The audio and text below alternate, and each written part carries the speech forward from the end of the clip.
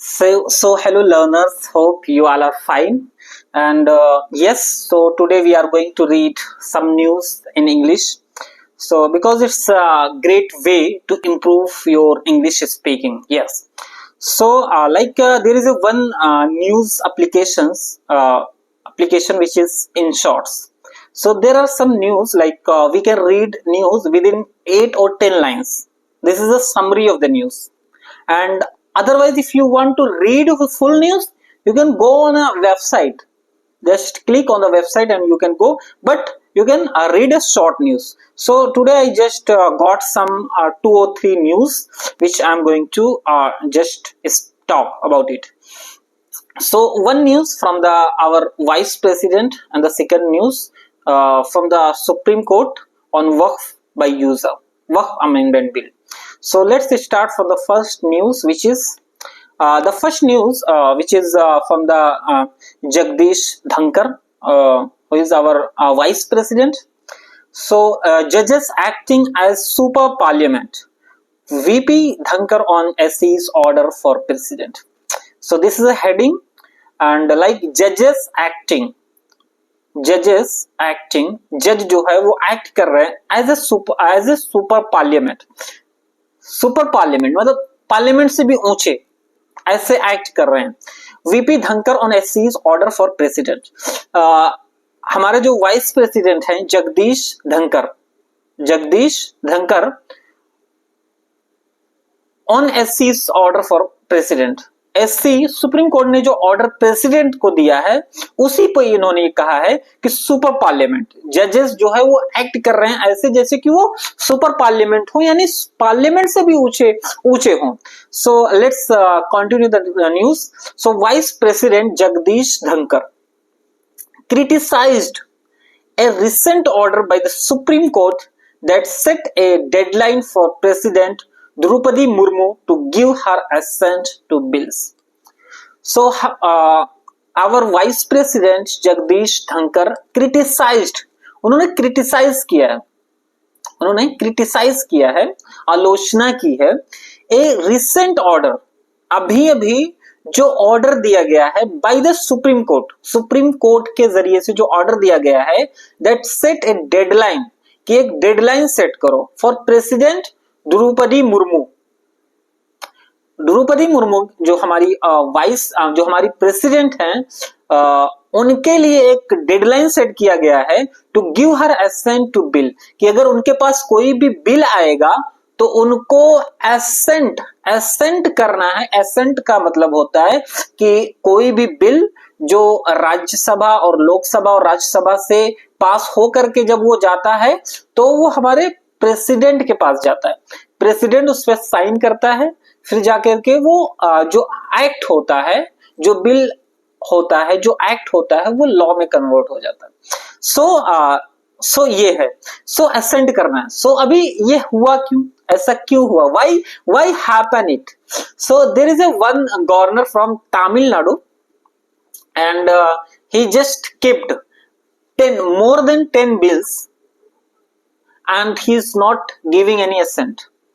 He is not just rejecting or not accepting. So because of this the Supreme Court order. So हमारे जो vice president है उन्होंने इसी पे कहा है कि सुपर पार्लियामेंट सुप्रीम कोर्ट को बोल दिया, उन्होंने ऑर्डर दिया इसलिए. सो वी हैव जजेस हु विल लेजिस्लेट. हमारे पास जजेस हैं हु विल लेजिस्लेट जो कि लेजिस्लेट करेंगे. Legislature. So there are 3 pillars like legislation, executive and judiciary. So these are 3 pillars. So legislature and who will perform executive functions जो कि apply कराते हैं सारी चीजें. Executive functions who will act as super parliament जो कि act कर रहे हैं सुपर पार्लियामेंट की तरह, यानी पार्लियामेंट से भी ऊंचे हों. And absolutely have no accountability, उनके पास कोई भी अकाउंटेबिलिटी भी नहीं है. he also asked what is happening in this country, और उन्होंने ये भी पूछा है कि कंट्री में हो क्या रहा है. सो ये था हमारे वाइस प्रेसिडेंट की तरफ से. और यस, ये क्यों ऑर्डर दिया है सुप्रीम कोर्ट ने, उसके भी पीछे कुछ ना कुछ रीजंस हैं और क्यों दिया है। फिर नेक्स्ट न्यूज क्या है, नेक्स्ट न्यूज पढ़ते हैं। अभी ये हमारा है वक्फ अमेंडमेंट एक्ट से related.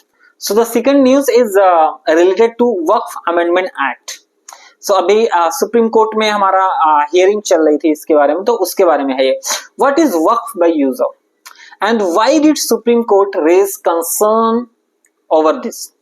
So waqf by user क्या है and why did supreme court raise, और सुप्रीम कोर्ट ने अपना कंसर्न क्यों उठाया है इस पर, क्यों उठाया इस पर। तो Supreme Court while hearing petitions so जो पिटिशंस फाइल की गई है more than 100, so Supreme Court while hearing petitions against Waqf amendment act. Supreme Court की हियरिंग हो रही थी जो पिटिशंस थे अगेंस्ट वक्फ अमेंडमेंट एक्ट को लेकर के, ordered centre to not denotify. Supreme court ने ऑर्डर दिया सेंटर को to not denotify waqf by user. जो वक्फ बाय यूजर है उसको डी नोटिफाई ना किया जाए, अभी जो अभी पुराना चल रहा है उसी हिसाब से चले, अभी इसको इंप्लीमेंट ना किया जाए, डी नोटिफाई ना किया जाए वक्फ बाय यूजर को। Properties till May 5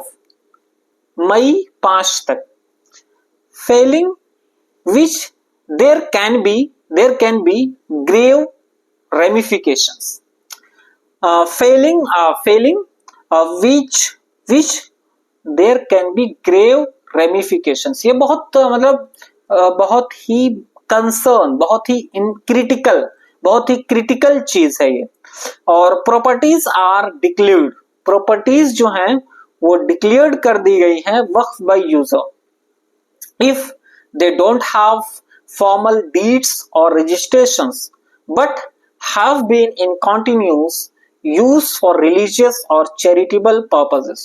so Waqf by user जो है उसका सीधा सीधा मतलब यह है कि जो भी प्रॉपर्टीज हैं जो बहुत सालों से यूज हो रही हैं, उनके पास रजिस्ट्रेशन नहीं है, उनके पास बिल नहीं है, तो उस केस में ये होता था कि वो यूज में है तो उसको मान लिया जाता था। लेकिन अभी वक्फ बाय यूजर जो है उसको हटा दिया जाएगा, तो फिर उनके पास कागज नहीं होगा, उनके पास डॉक्यूमेंट्स नहीं होंगे। तो इसलिए सुप्रीम कोर्ट ने इस पे कंसर्न जताया है कि इसको अभी रहने दिया जाए, डी नोटिफाई ना किया जाए 5 मई तक, and registration but have been continue. और ऐसे जो हैं उसमें रिलीजियस एक्टिविटीज और चैरिटेबल पर्पसेस के लिए जो दिया गया है वो तो चल रहा है, तो ऐसा ना किया जाए। The concept was legally recognised in 2013, जो कि ये कंसेप्ट जो है वो लीगलाइज है और रिकॉग्नाइज किया गया है 2013 में। सो इसको हटाया क्यों गया। So this was a so important question from the supreme court, but centre asked the question now. So let's see what's going to happen. Okay, thanks.